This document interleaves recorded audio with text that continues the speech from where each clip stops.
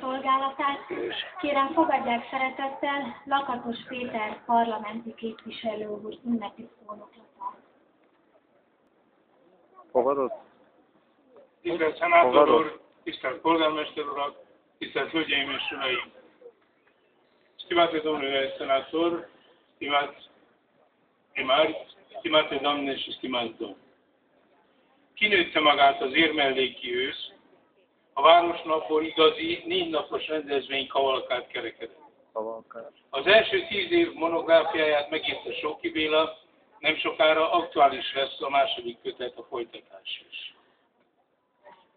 Ziua localității, Toamna pe Valea Ierului, a ajuns dintr-o zi să fie cavalcada activităților organizate timp de 4 zile și monografia întocmită de Sóki Béla după 10 ani urmează să fie continuată cu următorul volum. Az érmelléki őszök története kisebb közösségi szinten ugyan, de élethűen modellezi le a romániai társadalom, benne magyar közösségünk átalakulását. A kezdeti lelkesedést, a szabad közösségi ünneplést, az együttlét felszabadult érzését követte a megszokás hatalma, majd a nagyon-nagyon eltérő igények, elvárások megfogalmazása. Ilyenkor hajlamosak vagyunk megfeledkezni nem csak a hangyaszorgalmú szervezőkről, lebonyolítókról, hanem arról is, hogy ez és az ehhez hasonló közösségi együttlét alig több mint 2 évtizeddel ezelőtt még elképzelhetetlennek tűnt. Istoria zilelor Toamna pe Valea Ierului modelează la o scară mai redusă ceea ce s-a întâmplat în ultimii 20 de ani în întreaga societate românească și în cadrul acesteia în comunitatea maghiarilor. La început, toată lumea era înflăcărată, însuflețită. A urmat după aceea obișnuința și s-au formulat fel și fel de pretenții pentru organizarea diverselor activități. În situațiile acestea, de multe ori, suntem tentați să uităm de cei care organizează aceste activități și de faptul că asemenea activități, acum 21 de ani și mai înainte, erau de neînchipuit. Hasonló a helyzet a társadalom egészében is, amit még tetőz 2 újabb jelenség aggasztó elterjedése. Az egyik a nosztalgia a szocializmusbeli látszólagos létbiztonság iránt, elfeledve a diktatúra sokféle gyötrelmeit. Situația e similară și în întreaga societate, situație care este gravată de 2 fenomene destul de întristătoare. Primul fenomen este nostalgia unora după socialism, după siguranța zilei de atunci, uitând de dictatură cu tot ce a însemnat ea.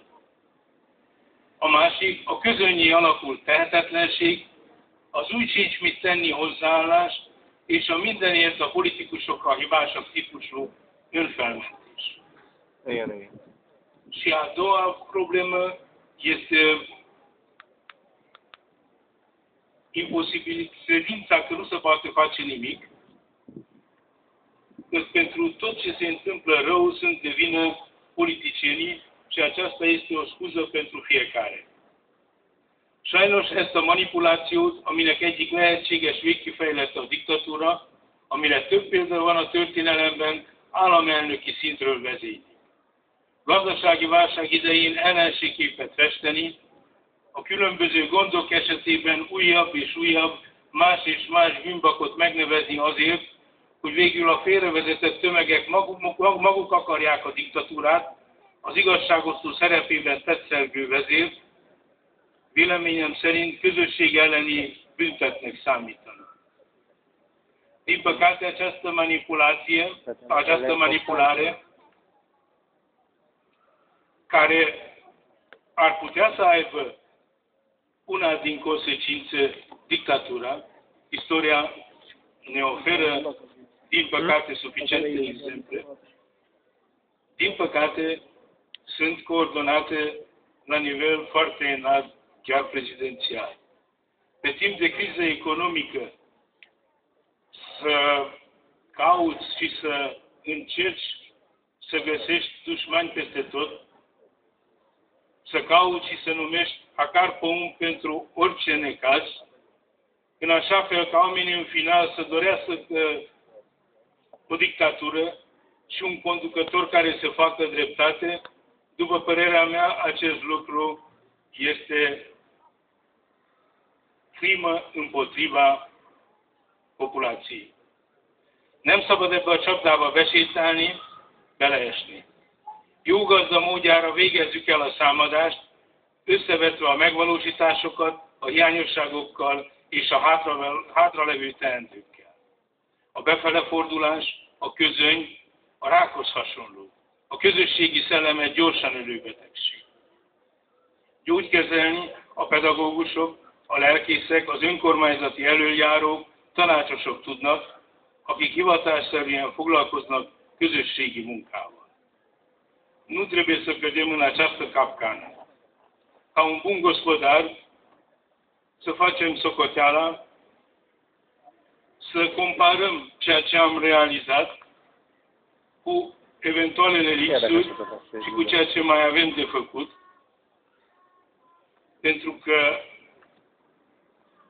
interiorizarea,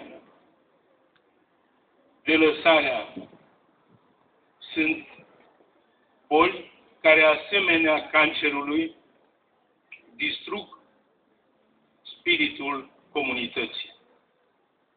Cei care ne pot ajuta în vindecare sunt profesorii, preoții, conducătorii comunității, consilieri locali, primari, care se ocupă de comunitate. Valós helyzetelemzésre, megvalósítható célok kitűzésére és megfelelő megoldások kidolgozására van szükség. Érvényes ez egyénekre, közösségekre, az RMDS-re és nem utolsó sorban a politikusokra is. E nevoie de o analiză lucidă, realistă, de stabilirea unor scopuri, unor țeluri realizabile și stabilirea modalității de ajungere la aceste țeluri. Este valabil acest lucru și pentru indivizi, și pentru comunitate, și pentru UDMR, și pentru politicieni.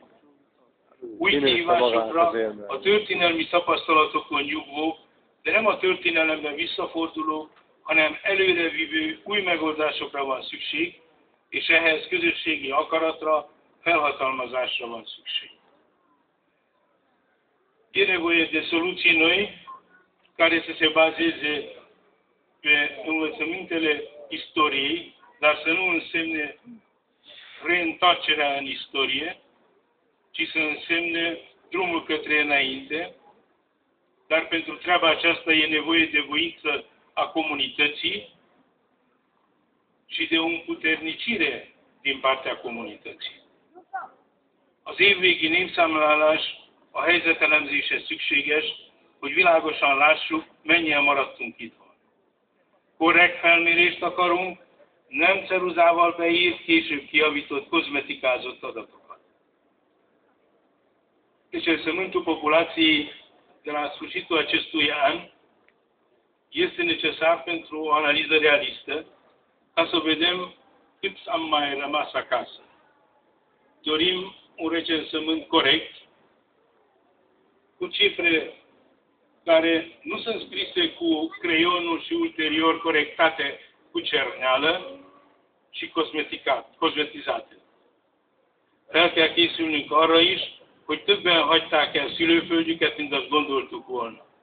Tudatosítanunk kell azt, ha nem tudjuk megvédelni elért, kivívott jogainkat, és bővíteni azokat, akkor az elvándorlási tendencia fokozódhat. Trebuie să fim pregătiți și pentru situația în care constatăm că mult mai mulți au plecat de pe pământul natal decât ne-am închipuit. Și trebuie să conștientizăm faptul că dacă nu putem apăra drepturile cucerite și dacă nu putem lărgi aceste drepturi, atunci tendința de plecare, de strămutare va continua. Tudom, az ehhez hasonló eszmefuttatás előtt a megnyitók szokásos hangvételétől, de úgy gondolom szükség van ezekben a napokban arra, hogy egy kulacs jó székelyhídi bor mellett megtörténjék az útkeresés az olyan típusú együttgondolkodást követően, amelyet Ady Endre így örökít meg. És itt valahol, ott valahol esett szép, szomorú fejekkel 4-5 magyar összehajlott. Miért? Miért? Miért?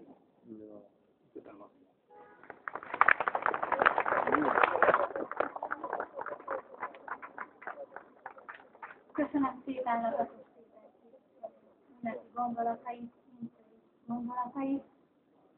Megnyitó ünnepségünk záróakkordjaként kérem énekeljük együtt a szózatot.